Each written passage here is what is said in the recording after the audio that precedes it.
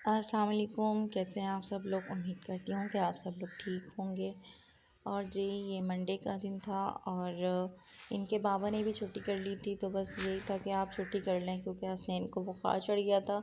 रात में ही बहुत तेज़ बुखार चढ़ गया था। पता नहीं क्या, शायद कोई चल ही रहा है ये ना, तो मौसम ही ख़राब हुआ हुआ है। हर घर की यही कहानी है, हर घर में कोई ना कोई बीमार ही पड़ा है। तो यहाँ भी यही सीन है भाई कि कभी कोई बीमार पड़ के उठता है तो कभी कोई बीमार हो जाता है।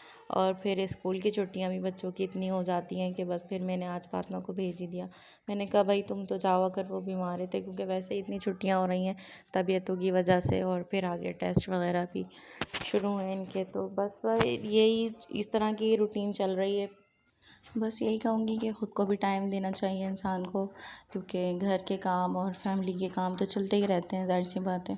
लेकिन ये कि उसके साथ साथ इंसान को अपने आप को भी थोड़ा टाइम देना चाहिए, क्योंकि हम अगर अपने आप को इग्नोर करेंगे तो हमेशा हम दूसरों की नज़र में इग्नोर ही रहेंगे। और मैंने तो खैर अपनी लाइफ से यही सीखा है कि जब तक आप अपनी रिस्पेक्ट नहीं करोगे, दूसरा कोई आपको रिस्पेक्ट नहीं देगा। जब तक आप अपनी नज़रों में ख़ुद अहमियत नहीं बनाते अपनी, तो दूसरे की नज़र में कभी आपकी अहमियत नहीं बनेगी। तो इसीलिए अपने आप को टाइम दें, अपने आप अपना ख़्याल रखें और अपनी इज़्ज़त करें। बस अपनी इज़्ज़त करेंगी, अपना ख़्याल रखेंगी, दूसरा हमेशा ख़ुद आपका ख़्याल रखना शुरू करेगा। बस यही है कि आजकल मैं यही देखती हूँ कि इतनी छोटी छोटी उम्र की लेडीज़ें होती हैं और वो बेचारी इतनी सी उम्र में ही उनको हाई का मसला और कभी किसी चीज़ का मसला, तो सिर्फ यही होता है कि हम शादी होने के बाद समझते हैं कि बस यही हमारी लाइफ है और बस ख़त्म सब।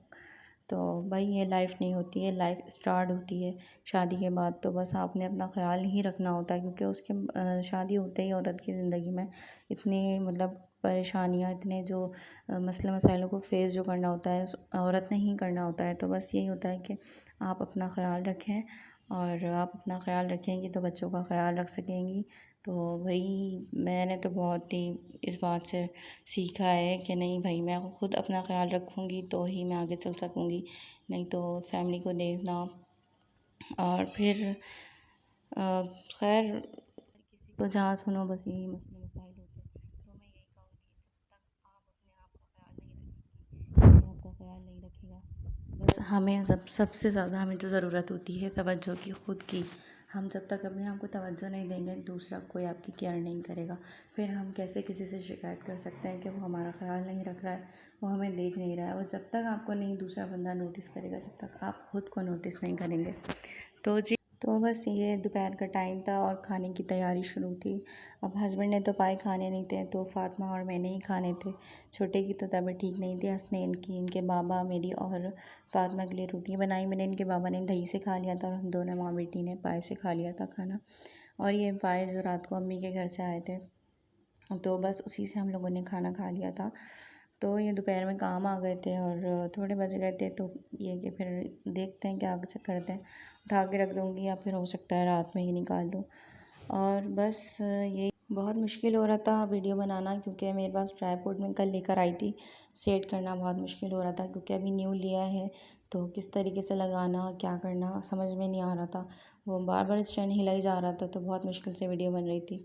ये कि आहिस्ता आहिस्ता इंशाल्लाह ताला सेटिंग पे आ ही जाऊँगी और अच्छी वीडियो बनना शुरू हो ही जाएगी। लेकिन ये कि शुरुआत है और बस इंशाल्लाह ताला बन ही जाएगी।